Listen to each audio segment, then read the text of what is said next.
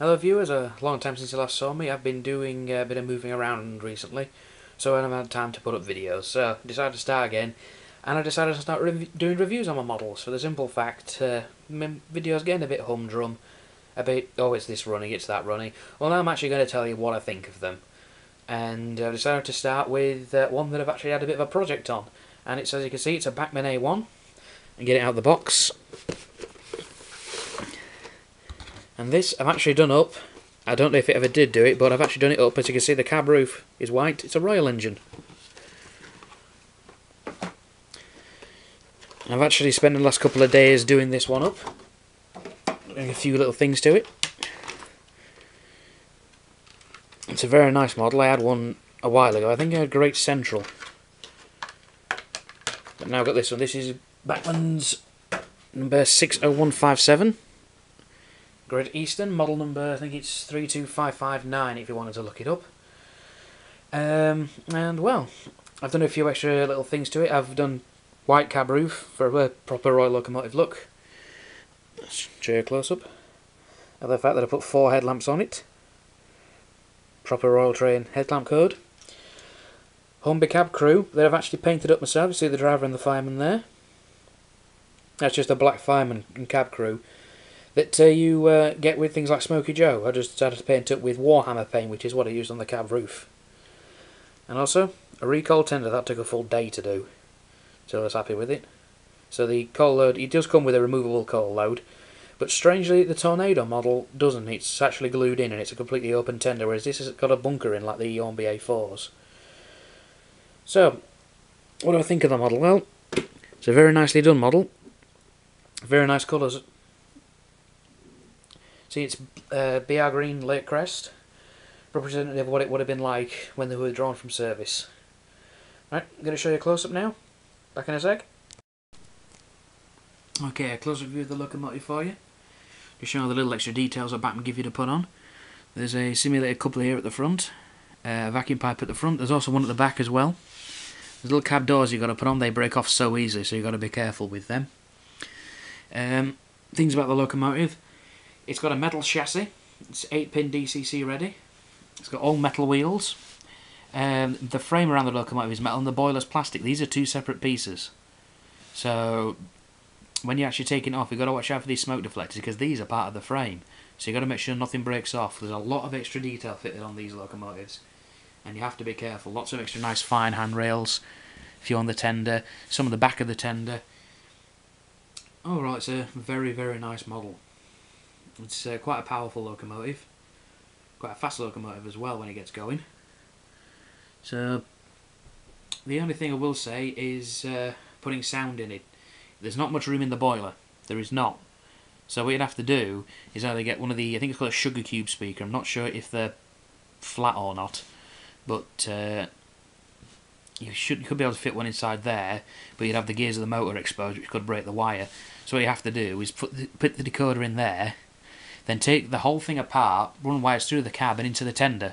And it's got a 28mm speaker in the tender, fitted with Olivias sound, which I must admit is very nice.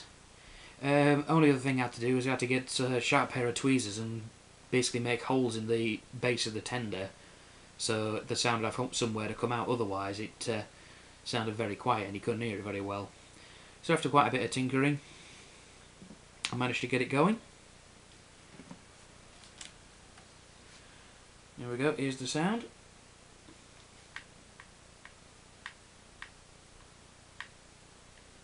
There we go.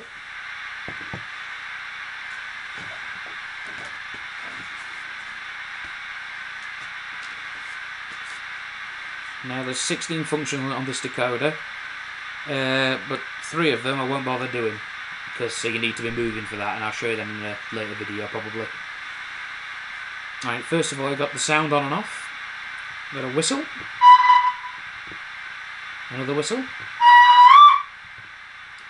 a safety valve,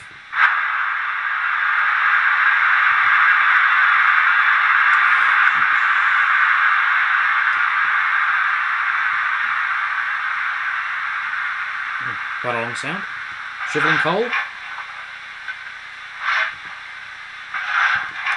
the injector,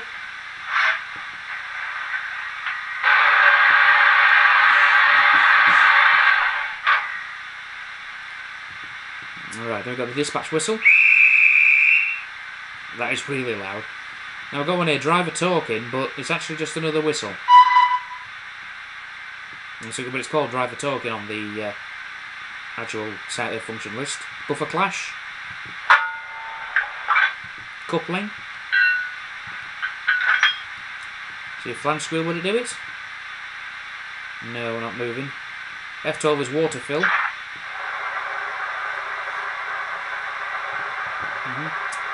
Rail clack. No. Then the other ones are clanking, which has to be moving for. Fade out the sound. Fade it back in again. And the final function is a smoke unit, but this one isn't fitted with one. That's like the one thing that I couldn't get for it. But, you know, could look good with the smoke unit, but I don't think I'm skilled enough to put one in, I'm afraid. So, bit of running. Excuse me.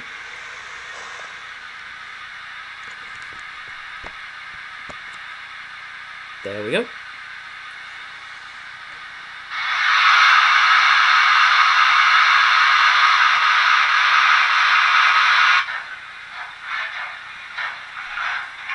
That's it. Step 1 going forward. Step 1 of 28, that is. Going backwards.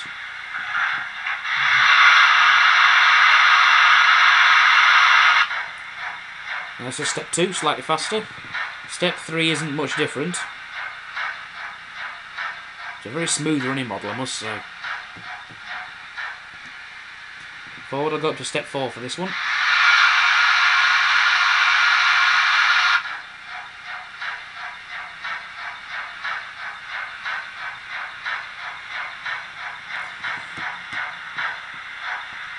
Now, I will admit the chuff is quite quiet, but when it gets going, it's a lot louder.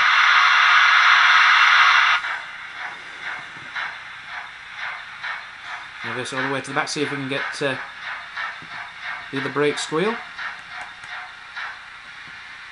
Okay, here we go.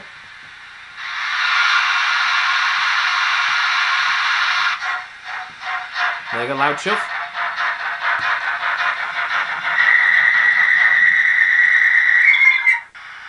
And that's the brake squeal.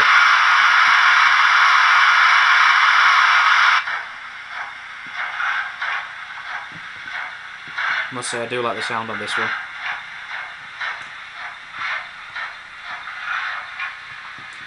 And there we have it, the Bachmann A1 with Olivias sound. Overall, the model itself, I'd give it a 9 out of 10. Can be a bit fiddly to put the spare parts, the detail parts, not spare parts. Can be a bit fiddly to maintain, but overall it's a very nice model. It'll last you a while because it's very toughly built.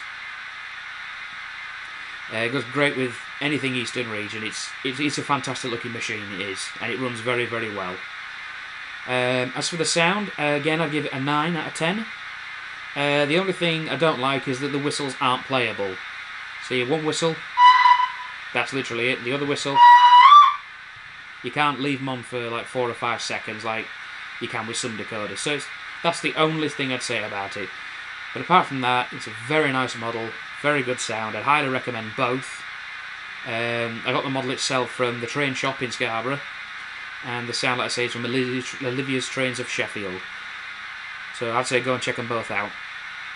Okay, more reviews to come soon. I'm going to do locomotives, wagons and coaches as well.